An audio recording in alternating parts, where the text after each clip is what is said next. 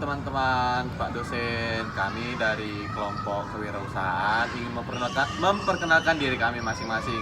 Dimulai dari yang paling kiri. Baik, di sini saya Restutor Kiatul Hayat. Di sini saya Diki Kusnatu Bandurung. Saya Suami. Saya Priska Prileta Soid. Saya sendiri Andrea Sihaan dan teman saya ini yang paling kanan. Saya Sipan Hermapea. Baiklah, untuk video wawancara akan ada di nextnya ya. Bye-bye.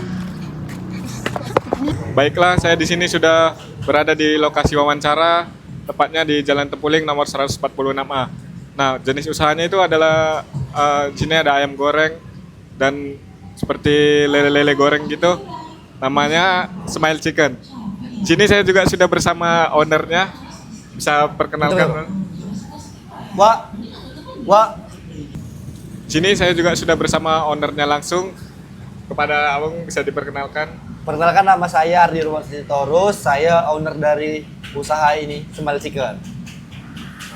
Baiklah, jadi langsung saja kita ke wawancara yang pertama itu.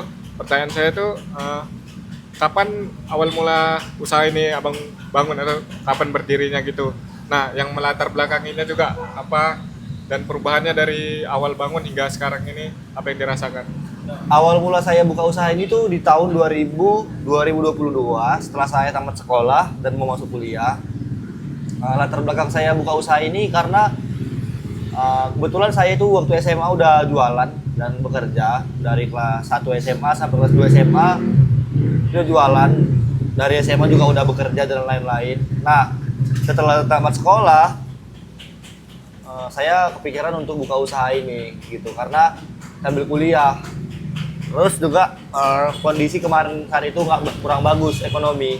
Jadi mau nggak mau dan memang kemauan saya juga cari uang sendiri lah gitu untuk biaya kuliah dan hidup dan lain-lain. Kebetulan karena saya juga dulu pernah jualan ayam, pernah jualan cemilan-cemilan seperti ini, jadi saya bukalah usaha ini. Walaupun dulu awalnya bekerja dulu berapa bulan.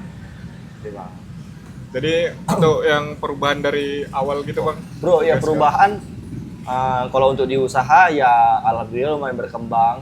Dari dulu masih di emperan atau di kaki 5, ya sekarang udah berdiri di tempat yang lumayan agak bagus gitu. Terus juga ya perkembangan jualan mulai dari menu-menu. Dulu cuman kita jualan, pertama ya jualan cemilan, terus kita jual ayam, dan setelah itu kita jual nambah-nambah menu yang lainnya gitu. Nah, terus juga dari ya penjualan juga mulai dari awal-awal biasa aja, terus meningkat dan alhamdulillah sampai sekarang stabil. Baik, mungkin itu saja pertanyaan dari saya sendiri. Nanti pertanyaan selanjutnya mungkin bisa disampaikan oleh teman saya. Baik Bang, jadi untuk di Smile Chicken ini Bang, pesanan apa aja yang sering dibeli oleh pelanggan, yang paling populer lah di sini Bang? Kalau di sini best sellernya, kalau untuk makanan berat atau kayak nasi sama ayam, itu di ayam saus pedas, ayam geprek. Nah, kebanyakan orang pesan itu. Dan kalau untuk di cemilannya itu biasanya orang jamur crispy, kentang, antara dua itu yang paling banyak penjualannya. Dan kepiting ini juga lumayan banyak, tapi lebih banyak dua menu itu, gitu Bang. Jadi untuk penghasilan yang paling banyak itu diambil dari menu mana? Kalau menu paling banyak penghasilan itu udah pasti dari nasi dan ayam Bang. Oh. Nasi dan ayam kayak ayam saus pedas tadi. Kita kan ada beberapa menu, ada ayam saus pedas, ada ayam geprek, ayam sambal hijau, ayam sambal pecah, gitu Bang.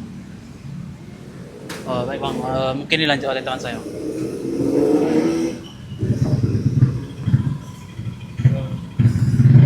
Untuk yang pertanyaan yang ketiga Bang, kira-kira bagaimana cara Smile Chicken ini Bang untuk memperkenalkan dan memasarkan produknya Bang?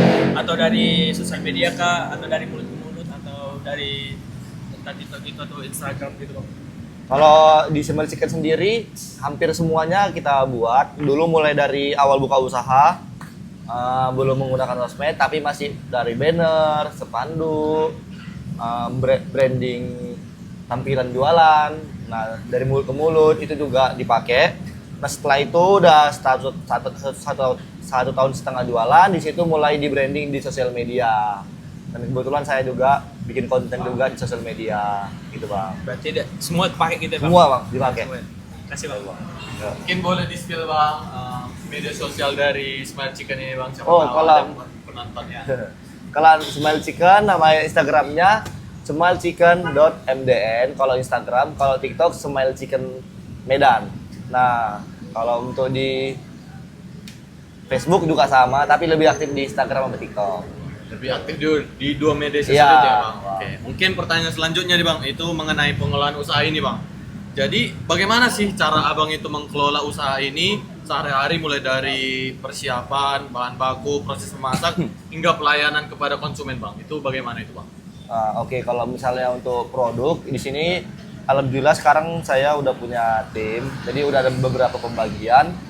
Ada bagian dapur, bagian masak, dan bagian depan pelayanan.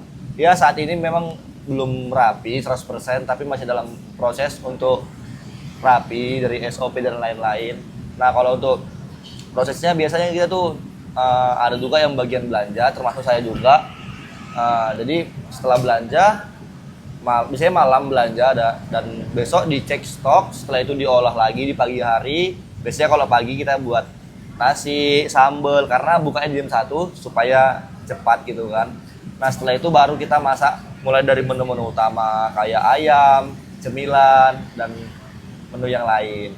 Nah kalau untuk pelayanan mungkin standar pada umumnya kita ada kasir, ada tim untuk bagian membuat orderan 3 orang gitu bang.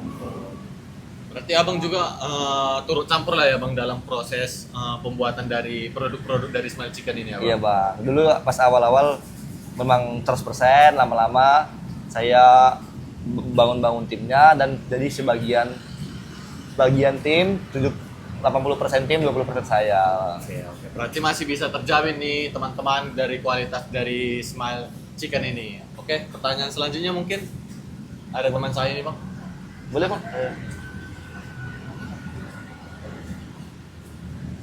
Baik, di sini saya akan melanjutkan wawancara yang telah diselesaikan teman saya.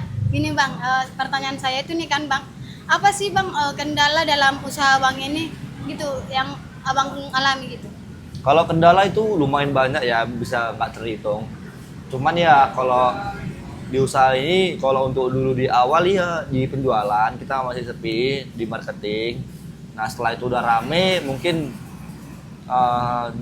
mencari tempat, kalau dulu pas 3x5 gitu. Tapi kalau sekarang masalahnya ya mungkin di produk. Kadang misalnya contoh nih, kalau misalnya kayak sambel kalau misalnya nggak dikontrol atau apa, dia cepat kelebihan. Misalnya kadang masak kelebihan jadi sisa gitu-gitu kalau untuk stok. Terus kalau sekarang juga masalahnya ya mungkin pada umumnya lah ya Kak, kayak karyawan juga yang nggak naatin peraturan gitu-gitu. Itu aja sih Bang, paling. Berarti sekarang udah stabil lah bang? Ya Dalam- stabil gitu. Cuma kalau kendala-kendala kecil-kecil tuh pasti ada aja. Terus ini bang, kan kita lihat sendiri kan bang, abang nih jual ayam geprek ini. Iya. Sedangkan kita lihat di sini ayam geprek itu udah tersebar di mana Iya, menjual banyak. nih, udah banyak nih menjual kan. Menurut abang gimana sih tanggapan abang gitu dalam menghadapinya gitu? Gimana tetap biar usaha abang ini tetap jalan dan lancar gitu bang? Nah, kalau saya itu lebih fokus ke diri sendiri, lebih fokus ke usaha sendiri. Jadi ya memang perlu juga lihat kompetitor, lihat mereka jual harga berapa, kualitasnya semana. Nah kita buat yang sama minimal dan kita tambahkan sedikit kelebihan di produk kita gitu. Mulai entah dari rasa ataupun tambah-tambahan yang lain gitu. Nah kalau misalnya kompetitor sebenarnya nggak harus dipikirin, tapi yang penting jualan kita dibuat kualitasnya dengan baik dan konsisten gitu loh. Baik bang, nanti dilanjutkan oleh teman saya bang.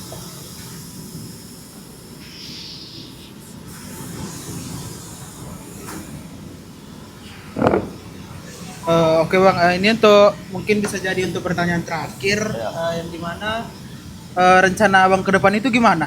Apakah ada rencana untuk membuka cabang seperti pada umumnya yang kalau misalnya kan warung-warung yang udah mulai menaikkan kesuksesannya, mungkin mereka akan membuka cabang di lain tempat. Abang sendiri gimana?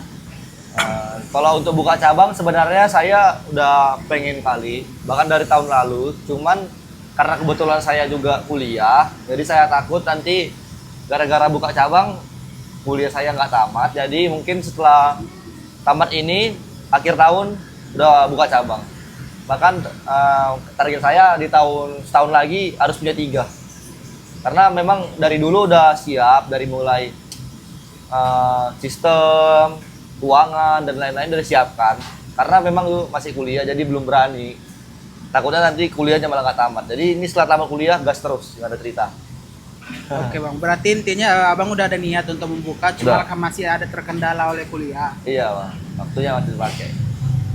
Oke bang, untuk sekian dari pertanyaan kami berenam bang, terima kasih atas waktu dan kesempatan yang abang berikan.